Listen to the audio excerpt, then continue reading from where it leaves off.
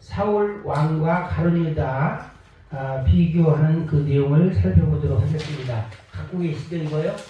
22번. 네. 그래서 이제까지 짐승의 씨와 사람의 씨가 뿌려진 자가 있다라는 이야기를 했는데, 실질적으로 사울 왕과 가룟 유다에게 어떤 씨가 뿌려졌는지, 여기에는 짐승의 씨가 뿌려진 자의 그 결과를 하나의 예를 들어서 제가 오늘 이 시간에 말씀을 통해서 이제 그 내용을 살펴보려고 합니다. 우리는 때가 되었을 때, 각 개인적으로 말해요. 개인적으로 때가 되었을 때 하나님께서 복을 주시든지 또 저주가 임하든지 그렇게 돼요. 그 죄의 양이 차기 전에는 심판하지 않습니다. 우리 생각에는 저놈을 어떻게 빨리 하나님이 좀 처리해 주면 좋겠는데 라는 생각이 있더라도 그것은 개인의 생각이지 하나님의 생각은 아니라는 거예요. 모든 일에는 때가 있거든요. 아니면 또 종말의 때라는 게 있어요. 그래서 어떤 사람에게는 사람의 씨가 뿌려지고 어떤 사람에게는 짐승의 씨가 뿌려진다라는 거예요. 이것은 그 지지난주인가 그 배웠을 때 하나님께서는 살펴본다고 그랬잖아요. 그 사람에 대해서. 각자 여러분들 한 사람 한 사람에 대해서 워치오버라고 그래요. 그거를 살펴본다. 이거를 이제 경성하여 본다. 또 깨어있다라는 식으로 그 사람의 상태를 보는 거예요. 그래서 이 사람에게 짐승의 씨를 뿌릴 것인지 사람의 씨를 뿌릴 것인지 하나님이 결정하신다는 거예요. 물론 짐승의 씨를 뿌리는 것이 하나님이 뿌리는 건 아니에요. 마귀가 뿌리는 거예요. 마귀가. 왜냐하면 하나님께서 막으려면 막을 수가 있는데 막지 않으신다라는 거예요. 이제 그래서 때가 되었을 때 사람의 씨와 짐승의 씨, 오늘 이야기는 구약의 대표적인 사람 사울 왕, 신약의 대표적인 사람 가룟 유다가 짐승의 씨가 뿌려진 자들이에요. 과연 어째서 이들은 처음에는 잘 나가다가 삼천포로 떨어졌는지 이것을 살펴보려고 해요. 에레미야 31장 27, 28절 지난번에 배웠던 내용이기도 합니다. 하나님께서 이스라엘 집과 유다 집에 사람의 씨와 짐승의 씨를 뿌리리라 했어요. 이것은 세상 사람들에게 뿌리는 게 아니에요. 어디에? 교회에 뿌리고 또 유대인의 회당에 뿌린다라는 거예요. 그래서 이방인 교회나 유대인 회당에 뿌린다라는 거예요. 사람들에게 어떤 사람에게는 사람의 씨를, 어떤 사람에게는 짐승의 씨를 뿌리는데 사울 왕과 가룟 유다가 바로 짐승의 씨가 뿌려진 자의 케이스입니다. 그래서 오늘 실제적으로 짐승의 뿌려진 자의 신뢰를 통해서 우리가 이거 좀 말씀을 좀 살펴볼 수 있는 시간을 갖도록 하겠습니다. 사울 왕과 가룟 유다를 비교하게 되면은 어떤 부분이 공통점이 있을까요?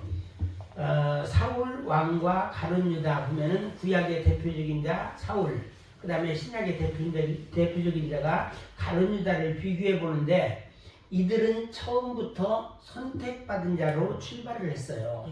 출발이 좋았죠. 출발이. 사울 왕은 누구를 통해서 하나님께서 하셨는데 사무엘을 통해서 기름 부음을 받고 왕으로 세워진 거예요. 아주 처음에 굉장히 좋았습니다. 문제는 이 처음에 좋은 것을 끝까지 가져가야 되는데 끝까지 가지 못하는 경우가 많이 있다는 거예요. 이거는 성경의 이야기지만 우리들에게도 똑같이 적용될 수 있어요. 처음에는 잘 나가다가 나중에 이상하게 마감하는 경우도 있잖아요. 이런 것을 오늘 말씀을 통해서 다시 한번 경각심을 가지라는 내용입니다. 하나님의 영이 임했어요. 다윗하고도 이제 비교가 되는데 사울은 처음부터 은사까지 받았어. 예언의 은사까지. 그래서 예언도 하고 사무엘상 10장에 보면 예언도 하고 백성의 기대를 한 몸에 받았던 거예요. 출발이 참 좋았잖아요. 그런데 가룟 유다를 보니까 예수님, 하나님의 아들, 이 땅에 메시아로 오신 예수 그리스도께서 직접 선택하신 12제자 중에 한 사람이었던 거예요. 내가 메시아의 제자가 되고 싶어서 될 수 있는 게 아니잖아요. 그런데 당시 예수님이 오실 때, 오셨을 때 이 가룟 유다라는 사람도 선택을 받았다는 거, 이거 굉장한 복인 것이죠. 예수님과 함께 다니면서 말씀도 듣고 기적도 보면서 동참했던 자예요. 예수 그리스도의 일에 동참했던 자입니다. 이렇게 둘 다 평범한 사람이 아니고 특별히 하나님의 선택받은 위치에서 출발했던 사람이었어요. 그런데 이제 무엇이 문제가 되는지 살펴보는데 그 전에 공통점을 먼저 살펴보겠습니다. 두 사람의 시대적인 상황은 틀리지만 공통점을 봤을 때 처음에는 겸손했어요. 그 사울왕 굉장히 겸손했죠. 그리고 가능성이 있어 보였습니다. 가능성도 있고 겸손했어. 그렇기 때문에 하나님께서는 미래를 보지 않고 과거를 보지 않고 현재를 보시는 거예요. 그래서 우리는 가끔가다 누구를 볼 때 쟤는 뭐 옛날에 어쩌고 이런 얘기하지만 우리 하나님은 그게 없어요. 그냥 현재를 보시는 거예요. 현재를 보니까 사울을 그 당시에 선택했어요. 베냐민 지파 사울을 보니까 굉장히 겸손했고 가능성도 있었던 겁니다. 물론 우리 하나님께서 미래를 몰랐을까요? 알았음에도 불구하고 현재 상태에서는 사울이 최고라고 생각해서 사울을 선택했던 거예요. 사울 왕은 자신을 숨길 만큼 자기 찾으니까 그 사울을 찾으니까 숨었어요. 나 같은 사람이 어떻게 왕이 될 이런 상이 아닌데 라고 하면서 숨은 얘기가 숨길 만큼 겸손했다. 10장 사무엘상 10장 22절에 나옵니다. 한번 나중에 읽어보세요. 또 외모도 준수했어요. 좀 잘생겼었던 것 같아요. 그리고 키도 컸고 또 지도력도 처음에 인정을 받았습니다. 그에 비해서 가룟 유다는 딱 보니까 배신자로 보이지 않았던 겁니다. 그리고 제자 공동체 안에서 회개를 맡을 만큼 신뢰를 받았어요. 재정을 맡을 만큼 신뢰를 얻었던 겁니다. 둘 다 유망하고 기대되는 인물이었기 때문에 하나님으로부터 선택받은 존재가 되었던 겁니다. 그래서 두 번째는 그럼에도 불구하고 자기 내적인 문제를 절제를 못한 거예요. 우리는 성령의 9가지 열매 중에서 마지막이 뭐예요? 절제잖아요. 절제를 잘해야 돼. 절제를. 그런데 내 힘으로 절제가 안 될 때가 있어요. 근데 이유가 있어. 그것도. 왜냐하면 계속 그냥 탐욕이라든지 좀 세상적인 것에 자꾸 따라가니까 어느 순간에는 절제가 안 되는 경우잖아요. 어떤 사람은 사람에 따라 다 틀려요. 약한 부분이 있잖아요. 육신의 정욕에 약한 사람, 안목의 정욕에 약한 사람, 이생의 자랑에 약한 사람 다 이게 있잖아요.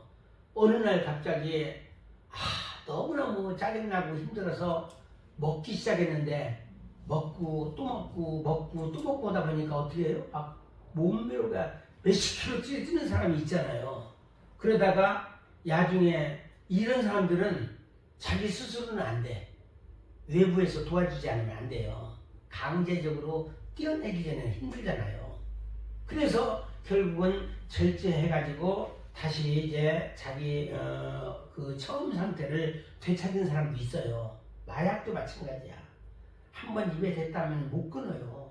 좀 전에 얘기했지만 타바코도 똑같아. 이거 안 끊어져. 이것도 뭔가 외부의 어떤 힘에 의해서 중대한 결심을 하든지 어떤 사람이 강제적으로 그렇게 하든지 하기 전에는 힘들어요.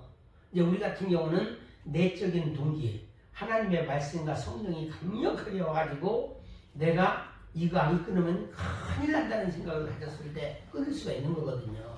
이 사람마다 이 절제가 안 돼가지고 망한 사람들이 상당히 많은데 이 사울이나 가룟 유다가 절제를 못한 거예요. 내면적인 문제를 절제를 못한 겁니다. 그러다 보니까 어떻게 돼요? 교만이 싹트기 시작했죠. 또 사람의 시선을 많이 의식해. 사울왕 같은 경우는 사람의 시선을 굉장히 의식한 사람입니다. 그리고 또 자기 보존 본능이 굉장히 뚜렷해요. 자기가 굉장히 중요해. 나를 위해서는 모든 것 다 아낌없이 써. 그렇지만 부모, 형제나 이웃을 위해서는 안 써. 이런 사람들이 있어요. 자기를 위해서. 이게 좀 문제가 있는 것이죠.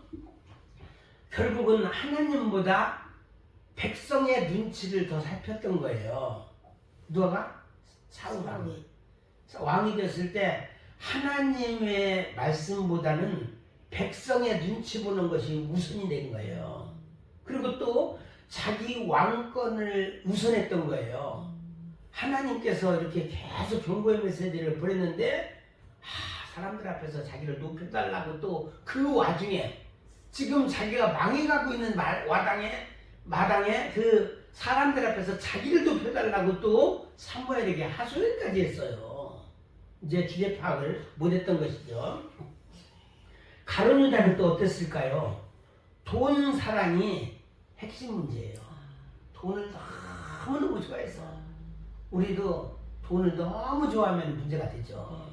그냥 돈은 필요한 만큼만 있으면 되는 것이다 라고 생각해야 되지 막 돈 하다가는 어떻게 돼요? 돌아버린다고 했잖아요. 이게 돈. 그래서 요한복음에서 그는 돈괴를 맞고 도둑질했다라는 말이 나와요. 요한복음에 12장 6절에 나오네요. 제가 써놨죠. 그래서 돈괴를 맞고 도둑질하고 심지어 은 30에 자기 스승까지 팔았어요. 이 은 30이라고 하면은 아마 한 달치 봉급 정도 된다라고 그래요. 아마 그 이상이 된다고 보는데 스승까지 팔았던 겁니다. 다시 말해서 돈 이용 수단으로 예수를 활용하는 자예요. 오늘날도 교회를 이용해서 돈벌이 수단으로 삼고 있는 사람도 있습니다. 자기 이제 사업을 하는 사람, 장사를 하는 사람들, 큰 교회를 가야 또 이제 도와준다라는 그런 생각들, 이제 목적이 그러면 안 된다는 것이죠. 그래서 교회를 이용하고 예수님을 이용하는 자들, 그 중에는 목회자들도 포함이에요. 예수님을 이용해서 자기 이제 돈벌이 수단으로 삼고 있잖아요.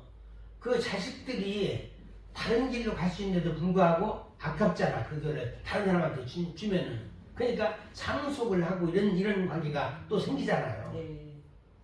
그래서 내면의 문제를 절제하지 못한 거, 이게 약간 이제 사람마다 자기가 그 굉장히 약한 부분이 있어요. 돈에 약한 사람은 돈으로 인해서 망하게 되고, 또 권력에 약한 사람은 권력에 의해서 또 망하게 됩니다.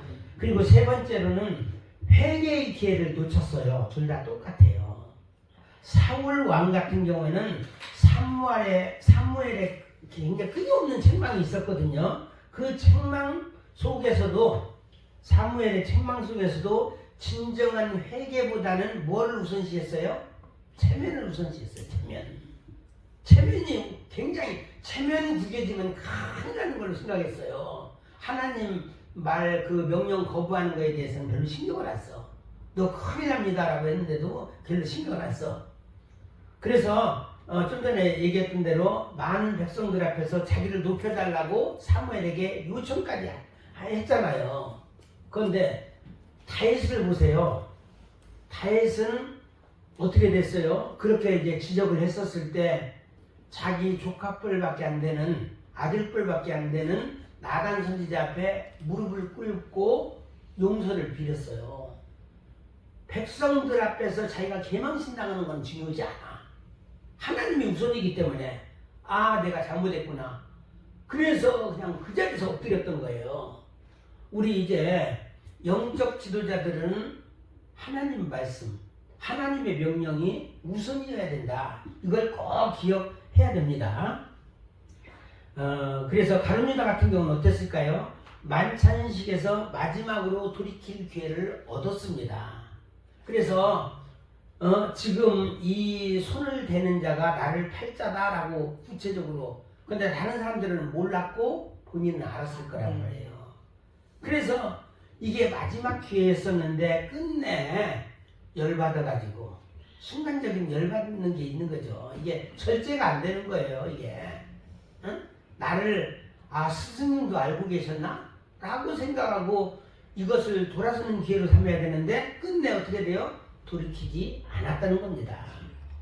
그래서 절망으로 생을 마감하게 되었다는 것이죠. 잘못된 선택을 했던 스스로가 자괴감을 느끼고 부끄러움을 느낄 정도로 수치심을 나중에 느낀 거예요. 그리고 나서 어떻게 돼요? 내가 이거 잘못했다. 근데 너무 늦게 깨달은 거예요. 자살하기 일보 직전에 깨달았다는 거. 그래서 예수님을 풀어달라고 가서 얘기했지만 그 사람들이 돈이 문제가 아니잖아요.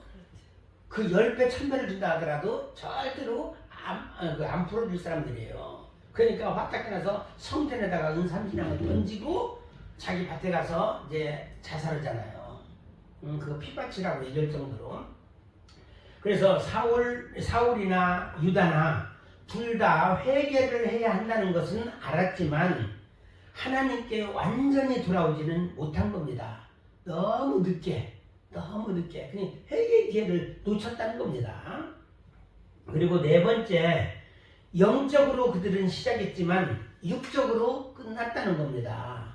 사울왕 보세요. 성령의 감동으로 시작했잖아요. 은사도 받고 뭐 예언도 하고 굉장했습니다. 나중에는 어떻게 됐어요? 무당 엔돌의 신접할 여인을 찾게 됩니다. 끄트머리가 굉장히 안 좋잖아요.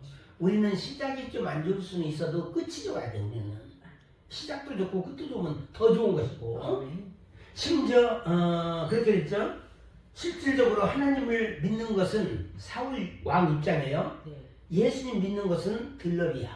이게 중요하지 않았던 거예요. 세상적 공감을 따라가는 거예요. 세상적으로 공감하는 분위기들 있잖아요. 오늘날 교회 한번 빠질 수도 있지. 그러면서 주의 주름에도 불구하고 교회 한번 걸르지 뭐. 물론 특별한 목적이 있어서 걸리고 다른 사람한테 맡기는 건 가능하겠지만 세상적으로 공감하는 거, 그것을 우선시했다라는 거예요. 왜냐하면 누가 갑자기 1000만 원을 준다, 뭐 이제 1억이라고 그러면은 좀 그렇고 한 1000만 원을 준다 하더라도 하루 뭐 빠지고 이렇게 해라라고 했었을 때 그거 세상적인 공감이잖아요. 그거 따라갈 사람 많지 않겠습니까? 많죠. 뭐 월 30만 원 계속 준다고 해도 따라가는 사람도 있는데 1000만 원을 준다라면은 하나님께서 내가 이거 1000만 원 받고 주의 일을 해야지, 그거 써야 되지. 그런데 1000만 원을 다 주를 위해서 쓰는 게 아니잖아요. 자기를 위한 게 더 많잖아 거기에. 그래서 이 세상적인 공감을 따라가는 신앙자가 바로 사울이었습니다. 가룟 유다는 어땠을까요? 예수님과 함께 시작했지만 돈과 탐욕, 즉 사탄의 미혹에 넘어간 자였습니다. 그 유혹에 넘어간 거죠.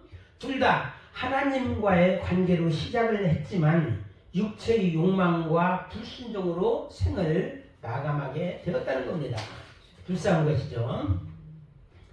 이제 차이점에 보겠습니다. 두 사람의 공통점이 있으면 차이점도 있지 않겠습니까? 직분의 차이가 있어요. 사울 왕은 왕의 직분을 받았어요. 국가 지도자의 책임이에요. 국가 지도자의 책임을 감당하다가 무너진 겁니다.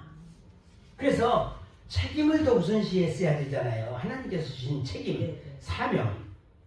책임보다는 자기 자신이었어요. 다시 말해서 왕권. 이 왕권이 더 중요했던 거예요. 내가 갖고 있는 왕권. 그 이기적인 신앙자죠. 이기적인 신앙자. 하나님께서 왕권을 맡긴 것은 하나님께서 원하시는 사명, 그 책임을 감당하라고 주셨는데 책임보다는 자기 왕권을 우선시했다라는 거예요. 가룟 유다는 어땠을까요? 제자로서의 사명을 주셨어요. 그래서 제자로서 메시아를 직접 곁에서 지켜보다가 무너졌어요. 옆에서 직접 보다가 무너졌습니다. 예수를 어떻게 알았어요? 활용가치로 계산했던 거예요. 자기 스승을 계산적인 대상으로 내가 예수를 믿었을 때 나에게 도움이 될 것인지 도움이 되지 않을 것인지 이 계산적인 이 숫자적인 가치로 활용했다라는 것입니다. 둘 다 한 사람은 제자로서의 실패자고 또 한 사람은 지도자로서의 실패자가 되었던 것입니다. 그래서 끝내 사명을 감당하지 못했어요. 사명을 감당하지 못하니까 어떻게 돼요? 하나님께서 대타를 준비하시죠. 사울왕의 대타는 누구예요? 다윗이었죠. 가룟유다의 대타는 누구죠? 네, 마띠아. 하나님께서는 그 앞에 세운 사람이 그 배짱 부리잖아요.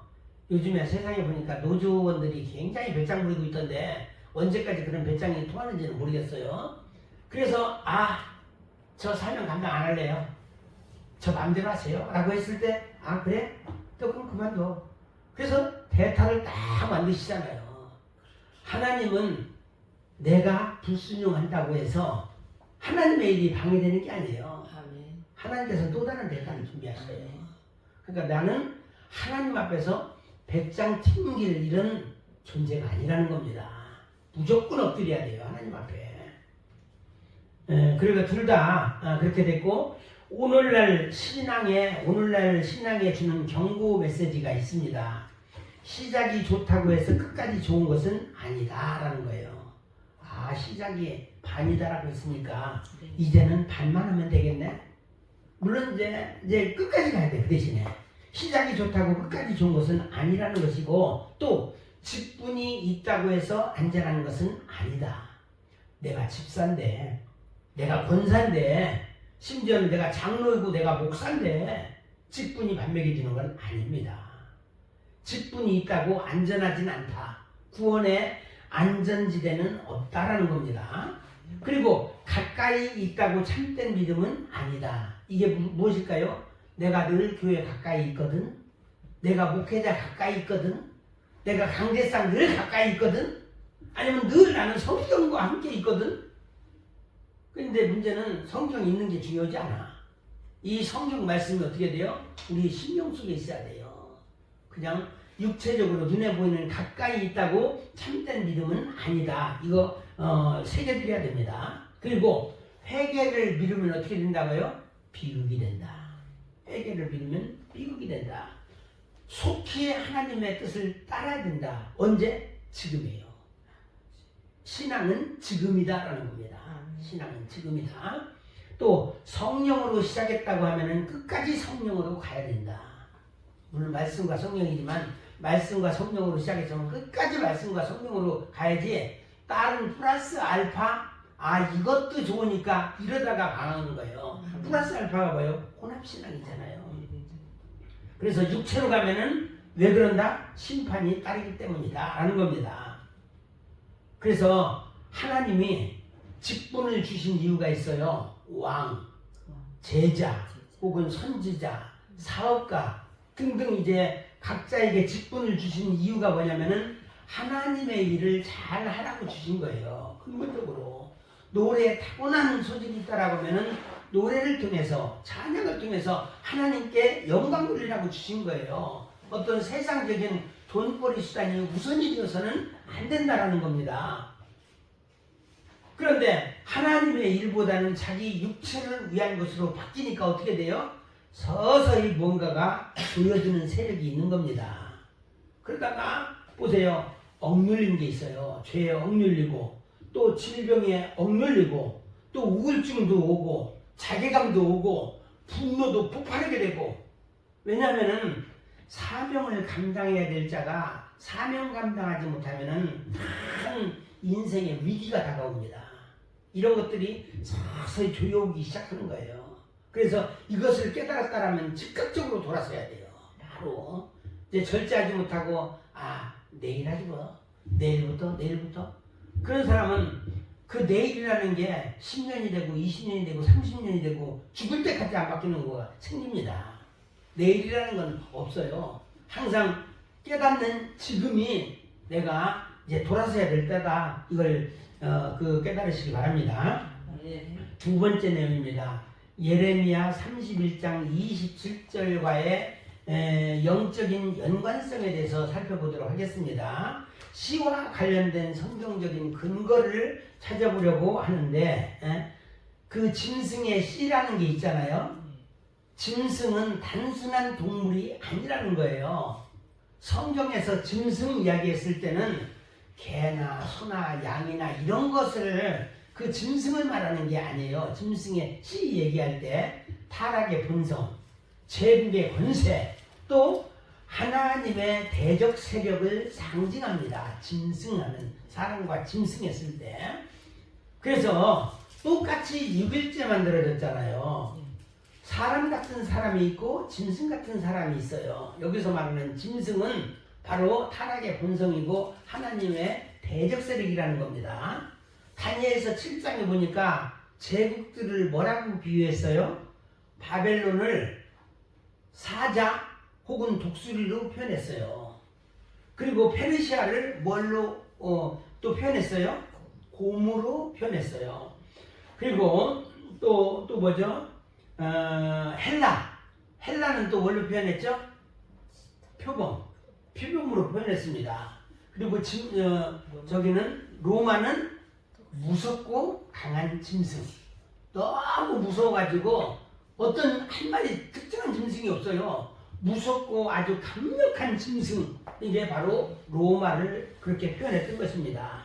그리고 요한계시록 13장에서도 짐승이 두 마리 짐승이 나오죠. 그 바다에서 올라오는 짐승과 땅에서 올라오는 짐승, 적그리스도인데 바로 하나님의 대적 세력입니다. 이렇게 등장해요. 그래서 짐승의 씨를 받았다라고 하면은 이렇게 악한 마귀의 씨를 받았다라고 우리는 알 수가 있습니다. 씨와 관련된 그 성경 구절을 살펴보게 되니까 사람이 먹을 수 있는 게 뭐라고 말했어요? 씨 맺는 채소, 씨 가진 열매 맺는 나무를 먹으라고 그랬잖아요. 여기서 말했을 때 우리는 씨가 있는 복숭아를 먹거나 저기 아까 오늘 바나나 먹는데 거기 씨가 없나? 그럼 먹으면 안 될까? 이런 씨를 말하는 게 아니에요. 영적인 씨를 말하는 겁니다. 짐승에게는 그냥 뭐를 주라고 그랬죠? 푸른 풀을 먹을 거리로 줬어요. 씨 없는 거예요. 씨가 없어요. 푸른 풀은. 그래서 사람은 씨가 있는 것을 먹고 짐승은 씨 없는 것을 먹는 거예요. 그러니까 씨가 굉장히 중요해요. 그럼 여기서 말하는 씨가 무엇일까?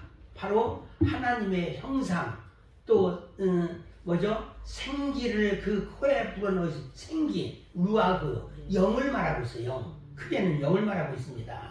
그래서 사람은 씨 있는 것을 먹고 짐승은 씨 없는 것을 먹는다. 다시 말해서 우리가 이 말씀을 먹어도 어떤 말씀을 먹어야 돼? 씨 있는 말씀이면 영의 말씀이에요. 씨 없는 말씀이라고 하면은 그냥 지식의 말씀이에요. 그래서 우리는 씨가 있는 것을 먹어야 된다. 이것을 알아야 된다는 것입니다. 그런데 선악과 사건 이후에 사람 중에도 사람의 씨와 짐승의 씨가 뿌려진 자들이 등장합니다. 바로 이제 아담 이후의 후손들 중에서 짐승의 씨가 뿌려진 자가 누구예요? 가인이죠. 가인이 그랬어요. 아벨을 쳐 죽였잖아요. 그리고 나서 다시 이제 그 사람의 씨가 뿌려진 자가 등장하는데 그게 누구예요? 셋이 등장하죠. 그래서 셋과 가인, 이게 바로 사람의 씨가 뿌려진 자와 짐승의 씨가 뿌려진 자로 나뉘는 것을 보게 됩니다. 이 세상에는 이렇게 나눠져 있어요. 그런데 사실 사람의 씨가 뿌려진 자는 끝까지 가야 되는데 문제는 끝까지 못 가는 경우가 많다는 거예요. 이제 시기종이 되는 거야. 그래서 그 창세기 27장인가요? 거기에서는 뭐라고 말했어요? 돌연변이라고 얘기했어요. 돌연변이. 아름지고 또 뭐 얼룩지고 천백이 이런 것들이 이런 존재가 된다는 거예요. 평범한 사람이 되어서는 안 된다는 것이죠. 그리고 무진장 열심히 하는 자를 말하는 게 아니에요. 그냥 사람의 씨가 뿌려진 자가 되어야 된다는 겁니다.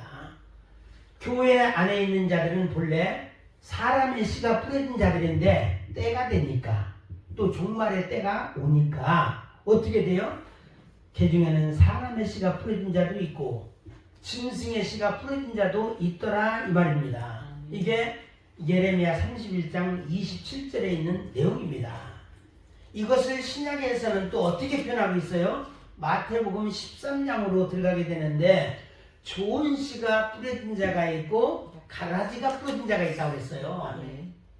좋은 씨는 누가 뿌렸어요? 예수님이 뿌렸어요. 인자가. 근데 가라지는 누가 뿌렸어요? 예, 마귀가 뿌린 겁니다. 마귀. 그래서 에레미야 31장 27절에 나오는 사람의 씨는 누가 뿌린 거예요? 예수님이 뿌린 것이고 짐승의 씨는 마귀가 뿌린 것인데 종말에 각자 이제 때가 이르렀을 때 여러분의 때 있잖아요. 때가 이르렀을 때 이 씨가 뿌려지는 겁니다. 그러니까 우리는 어느 순간에도 잘난 척하면 안 돼. 또 교만에 빠져서도 안 됩니다. 그래서 이제 뿌려지는데 물론 마귀도 하나님의 계획 안에 있기 때문에 하나님께서 거부하게 되면은 못 뿌려요. 그러니까 결국은 하나님께서 사람의 씨와 짐승의 씨를 뿌리리라 이 말이 이제 하나님의 소관 안에 있다라는 것이죠. 전체적인 어떤 윤곽이. 창세기 3장 15절 말씀을 보도록 하겠습니다. 여기에 보니까 여러분들도 잘 알고 있죠. 여자의 후손은 내 머리를 상하게 할 것이고 또 뱀의 후손은 내 그 발꿈치를 상하게 할 것이다 이 말이 나오잖아요. 여기에서 보니까 여자의 후손과 뱀의 후손에 대한 내용이 나가요. 거기에서 하나님의 씨 자손들이죠. 그리고 타락의 씨로 나뉘어지는 겁니다. 그래서 서로가 어떻게 돼요? 충돌하는 거야. 이 땅에 전쟁이 끊이지 않는 이유가 이런 사람의 씨가 뿌려진 자와 또 짐승의 씨가 뿌려진 자, 또 짐승의 씨가 뿌려진 자끼리 또 싸우잖아요. 굉장히 또 싸웁니다. 그래서 우리는 이제 두 씨가 충돌을 하잖아요. 이것을 우리가 알아야 돼요. 우리는 뭘로 만들어졌죠? 흙으로 만들어졌죠. 뱀이 먹는 것은 뭐죠? 흙을 먹어요. 흙을 먹는다고 분명히 또 창세기 1장에 보면 나와 있습니다. 흙을 먹는다고 나와 있어요. 사람이 흙으로 만들어졌으니까 뱀의 먹잇감이에요. 그럼 어떻게 됐어요? 영으로서 육의 행실을 이겨야 돼요. 그래서 로마서 8장 13절 말씀 영으로서 몸의 행실을 죽이면 살리라. 우리는 영적인 삶을 살아야 되는 거예요. 비록 육으로 태어났지만 하나님께서 원하시는 것은 우리가 육적인 동물이었지만 사실 하늘 사람으로 바꾸는 것이 하나님의 계획 속에 있는 거예요. 창세기서부터 요한계시록까지 왜 이렇게 길게 나열했느냐. 2000년의 어떤 기간 동안에 다 저나 여러분들까지 과거 아담 하와부터 시작해가지고 하늘 사람으로 만드는 어마어마한 수들을 만들기 위해서 우리 하나님이 계획하셨다는 거예요. 그러니까 우리는 어떤 삶을 살아야 되겠습니까? 영적인 삶을 살아야 되겠나요? 육의 삶을 살아야 되나요? 그러니까 철저히 우리는 영의 사람이 되어야 되고 영적인 삶을 살아야 되는 겁니다. 이런 관점에서 보았을 때 사울 왕과 가룟유다에 대한 입장이 있잖아요. 처음에는 하나님의 역사 속에 그들이 있었어요. 둘 다 똑같이. 그런데 그 내면에서 반대의 씨앗이 자라고 있었던 겁니다. 짐승의 씨가 자라고 있었던 거예요. 가룟유다 또 이제 이 사울 왕 똑같이. 결국은 멸망의 길로 갔고 심판의 길로 그들은 갔던 겁니다. 이것을 우리는 기억해야 되고 오늘날 교회 안에서 적용을 한번 해볼까요? 말씀의 씨와 성령의 씨를 받은 자들이 있습니다. 이들은 극소수예요. 생각보다 많지 않아요. 그러니까 우리 주님께서 오죽하면 좁은 문으로 들어가라고 했잖아요. 그리고 이제 좁은 길로 가라 그랬어요. 극소수이기 때문에 그래요. 그런가 하면 탐욕의 씨, 또 시기의 씨, 두려움의 씨가 뿌려진 자들이 있습니다. 교회 안에 이들이 대다수예요. 교회를 운영하려면 어떻게 되죠? 부흥된 교회를 보면은 대다수가 따라가는 것을 해야 되겠죠. 이게 사회적 공감대를 형성한 쪽으로 오히려 그럴수록 하나님과 멀어지는 거예요. 아멘. 그래서 우리는 사람의 씨로 출발한 자들이 많이 있지만 어느 순간에 마귀가 이 가라지를 심은 거예요. 각자에게. 언제? 잠잘 때. 우리는 잠잘 때조차도 조심해야 돼요.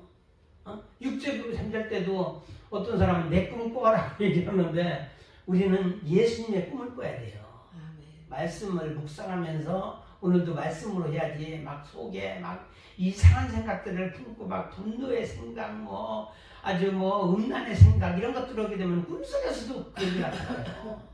그래서 우리는 이게 조심해야 됩니다. 따라서 교회 안에는 예수님이 뿌린 씨가 자란 자들 누구예요? 천국의 아들들이 있고 또 마귀가 뿌린 가라지들 누구죠? 악한 자의 아들들입니다. 이들이 함께 공존하고 있다고 보아야 돼요. 결국 사울 왕과 가룟 유다는 본래 하나님의 씨를 받은 자들이었지만 어느 순간에 가라지가 그 속에 들어온 거예요. 악한 자의 아들들이 돼버린 겁니다. 이제 짐승처럼 돼버린 거예요. 나중에는 어떻게 돼요? 짐승이 된 겁니다. 짐승의 씨가 자라니까 짐승 자체가 된 겁니다. 그래서 어떻게 돼요? 짐승은 사람으로 보지 않아요. 그러니까 심판의 대상이 되는 겁니다. 보세요. 또 이제 짐승의 씨와 짐승의 표와 짐승의 지배에 대해서 살펴보도록 하겠습니다. 사울에게 임한 악신이 있어요. 사무엘상 16장에 보면 나옵니다. 사울에게 여호와께서 부리신 악신이 그를 번뇌케 한지라 이 얘기가 나오잖아요. 16장 14절에 나옵니다. 이는 하나님이 악신이 되어서 그 속에 들어갔다는 건 아니라고 그랬죠. 하나님의 주권 아래 허용된 심판적인 영적 혼란이 지금 들어온 거예요. 마귀를 통해서. 그 틈에 나의 먹잇감인데? 라고 노리게 되잖아요. 누구도 그랬잖아요. 얘가 또 가라지를 먹었네? 라고 생각하고, 가룟 유다가, 얘가 또 조각을 먹었네?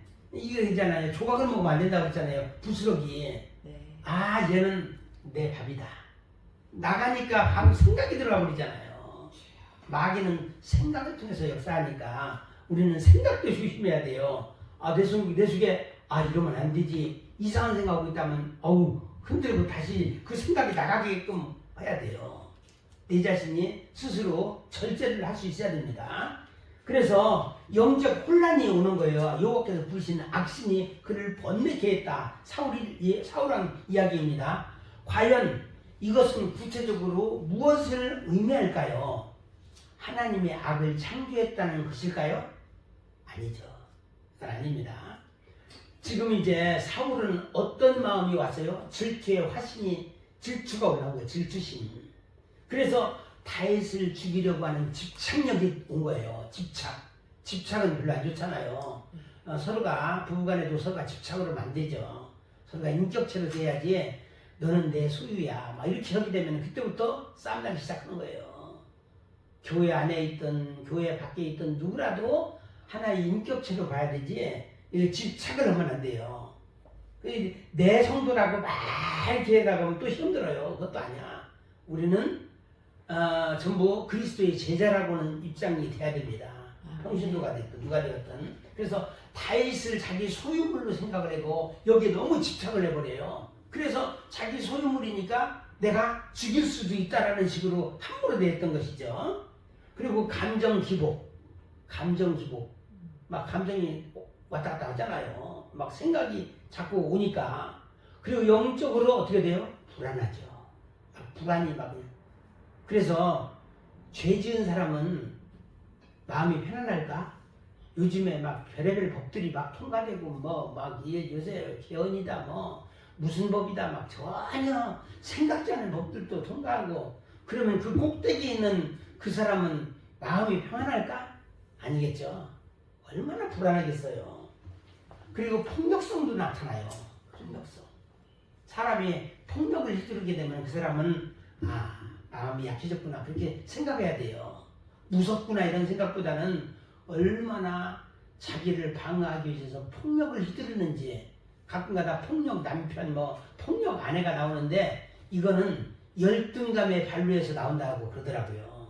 열등감이 없는 사람들은 그게 없는데, 열등감이 있다 보니까 상대방을 무력으로다가 때려잡으려고 하는 그런 마음들. 그래서 폭력성. 그리고 하나님의 음성이 아예 단절이 되어버리는 거예요. 그래서 사울에게 임한 악신이 임하다 보니까 악령에 사로잡힌 현상이 이렇게 되는 거예요. 악신은 단순한 귀신 들림이 아니에요. 총상으로 왔다 또 나갔다 왔다 나갔다 그러잖아요. 하나님을 거절한 삶의 결과로 찾아온 영적인 붕괴예요. 영적인 멘붕 상태가 온 거죠. 왜냐하면 하나님을 거부하니까. 하나님과 함께 해야 내가 사는데 하나님의 신이 내게서 떠나니까 어떻게 돼요? 그야말로 악신이 내게 들어오는 거예요. 그러다 보니까 다윗을 죽이려고 하는 집착, 감정기복, 영적 불안, 폭력성, 또 하나님의 음성 차단, 이런 문제가 막 밀려온 겁니다. 이게 이제 악신에 대한 현상입니다. 악신에 대한 현상. 그렇다고 하면 두 번째, 짐승의 표는 무엇일까? 요한계시록 13장 16, 17절에 보면 짐승의 표, 666의 표 이런 말이 나오잖아요. 짐승의 표는 어디에 받아요? 이마나 손에 받는다고 그랬잖아요. 이마나 손에 받는 표로 묘사되고 있어요. 이것에 대한 세 가지 해석이 있어요. 이건 신학자들의 해석. 저는 사실 이렇게 해석을 하는데, 신학자들의 해석은 첫 번째 문자적인 해석이에요. 뭐냐면은 실제 미래에 이런 식별표가 등장한다라고 하는 주장이에요. 신학자들 이거 글자 그대로 문자대로 해석해서 경제 통제 시스템이다라고 그러는 거예요. 그리고 또 디지털 표식이다. 그래서 666이라고 하는 숫자를 쓰진 않았지만 그게 바로 짐승의 표다라는 겁니다. 문자적인 해석을 하는 사람이 있는가 하면은 상징적으로 해석하는 사람도 있어요. 짐승 권세에 대한 충성과 소속을 표시하는 것이다. 이것도 맞다고 해야죠. 그래서 이마에 받는 건 뭐예요? 생각이나 가치관. 이것이 내가 짐승에게 속했다라는 거예요. 내 생각이나 가치관이. 그리고 손에 받는다는 것은 이제 행동, 실천으로 옮긴다는 거죠. 이제는 짐승의 생각을 손수다도 행동으로 옮긴다라는 겁니다. 이는 하나님 대신 세상 권세를 따르는 삶의 표식이라는 거예요. 이게 실제로 이런 사람들은 어떻게 돼요? 짐승의 표를 받게 되면 그들에게 충성을 다짐하게 됩니다. 이제 표가 있으니까 그게 이제 우리의 모든 것을 다 지배해버리잖아요. 속에 Vmet 투 유전자 전에 들어봤죠? 하나님을 가까이 하려고 하는 그 마음, 이것이 없어지는 거예요. 그 표를 받으니까. 그리고 또 혼합적인 해석이에요. 이것은 미래의 실제이면서 동시에 영적인 충성의 상징이다. 이제 이 아까 문자적인 것과 상징적인 것을 다 둘이 포함해서 나타나는 겁니다. 그래서 어쨌든 이 짐승의 표를 받게 되면 어떻게 될까요?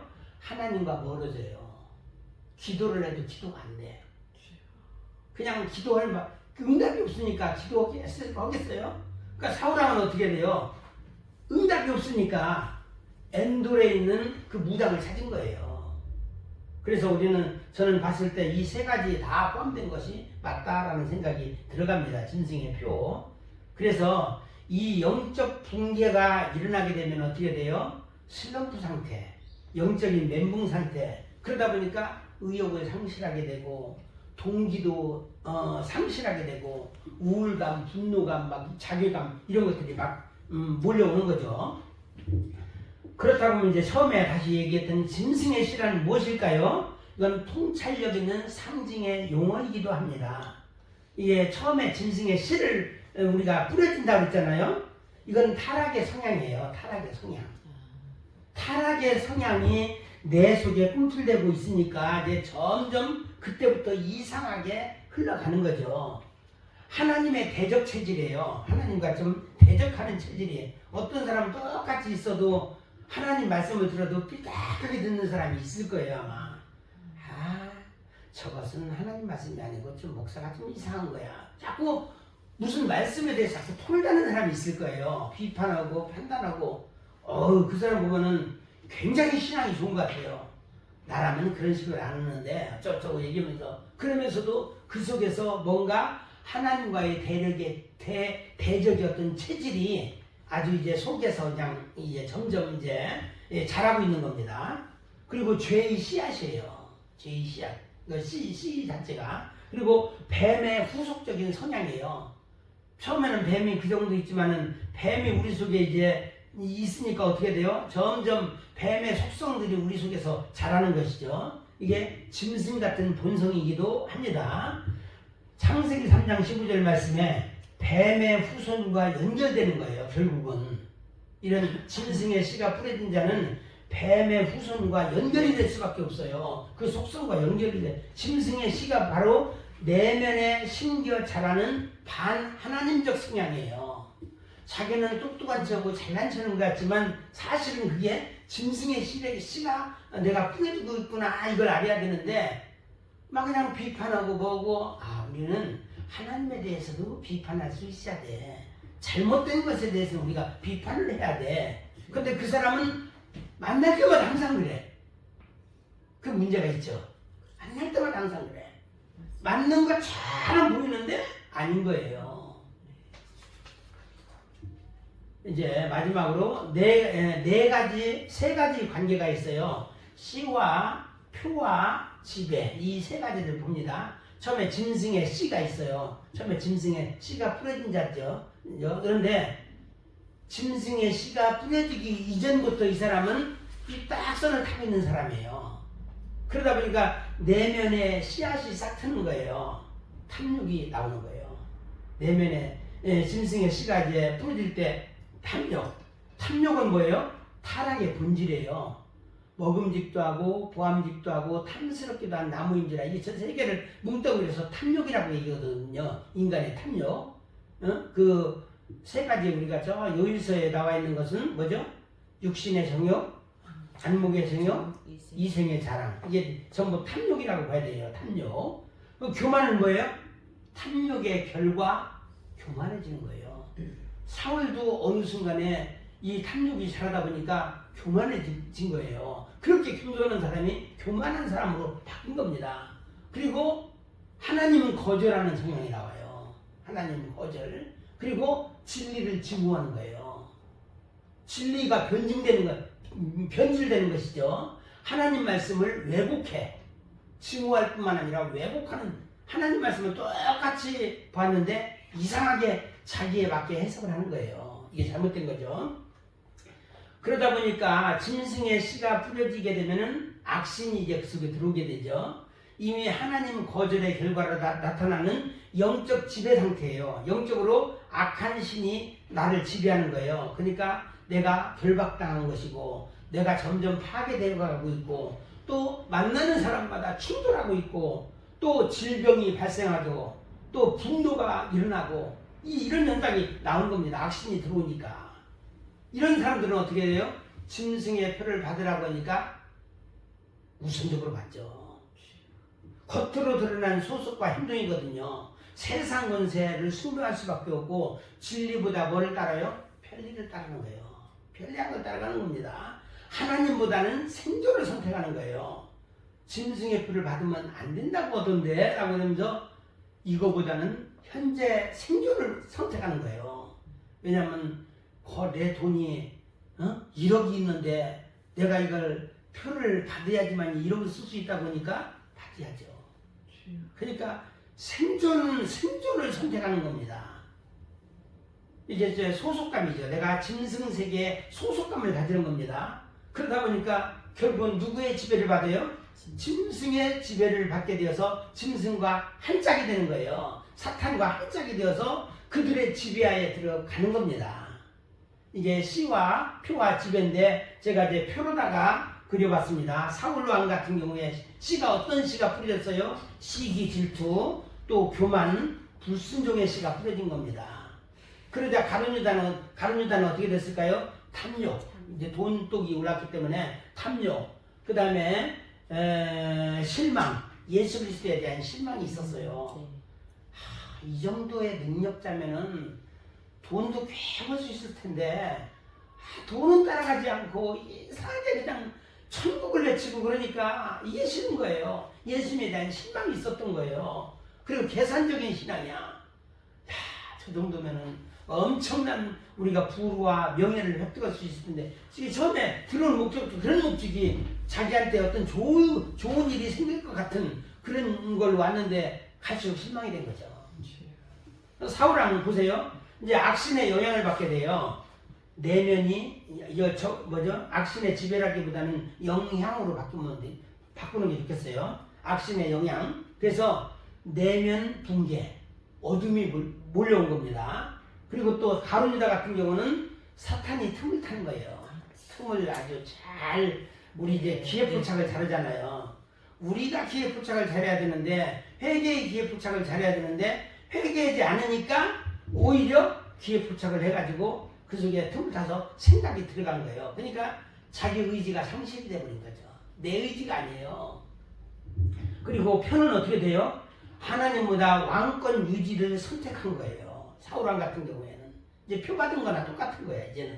이제는 한번 표 받은 사람은 더 이상 회개의 기회가 없는 겁니다. 그런가 하면 가룟 유다는 결국은 마지막 클라이막스 예수 그리스도를 은 30에 넘겨주게 됩니다. 이게 짐승의 표, 생각이 들어왔다고 했잖아요. 이마의 표를 받은 거나 똑같아요. 생각의 지배를 받았기 때문에. 그래서 마지막 그 공통점이 지배거든요. 이게 지배받는 거예요. 둘 다 갑자기 망한 것이 아니죠. 갑자기 망한 게 아닙니다. 씨앗이 자라서 표가 되고 결국 하나님보다 악한 자의 지배를 받게 된 겁니다. 그래서 이런 사람은 어떻게 돼요? 짐승의 세계에서 떠날 수가 없는 겁니다. 오늘날에도 이런 현상이 있을까요? 당연히 있죠. 영적으로는 지금도 똑같아요. 그래서 진리보다는 돈, 양심보다는 편리를 선택한다는 겁니다. 마지막 때 예수 믿는 사람들도 대부분 그런 길로 간다는 겁니다. 하나님보다 체제, 반복된 죄, 불순종의 죄를 자꾸 반복하잖아요. 기회가 왔음에도 불구하고 회개 돌이키지 않는 거야. 돌이키지 않는. 그래서 이 불순종에 나 자신을 넘겨주는 겁니다. 누구에게? 마귀에게. 또 반대 개념도 있어요. 하나님의 씨가 뿌려진 자는 어떻게 돼요? 성령의 인침을 받아요. 이게 표거든요. 이게 성령의 표입니다. 성령의 인침. 그리고 이런 사람들은 누구의 지배를 받아요? 성령의 지배를 받아요. 그래서 성령의 열매가 맺는 것이죠. 그 지배를 받는 사람들은 예수 안에 거하는 자는 악과는 다른 씨가 자라요. 아까 이제 가라지가 자란다고 하면은 짐승의 씨가 자란다고 하면은 우리는 다른 씨가 뭐예요? 사람의 씨가 자라고 있다라는 거예요. 마지막으로 내 속에 무엇이 자라고 있습니까? 가장 중요한 내용입니다. 말씀의 씨가 여러분 속에서 자라고 있습니까? 탐욕의 씨가 자라고 있습니까? 우리는 무슨 씨가 자라야 되죠? 말씀의 씨. 그리고 성령의 열매가 맺혀져야 되겠나요? 짐승의 본성이 나타나야 되겠나요? 이건 당연히 성령의 열매가 맺혀져야 될 줄로 믿습니다. 오늘 말씀 여기까지 하고 잠깐 기도하겠습니다. 끄셔도 돼요. 하나님 고맙습니다. 오늘도 하나님께서 우리 가운데 함께 해주시니 감사합니다. 날마다 숨쉬는 순간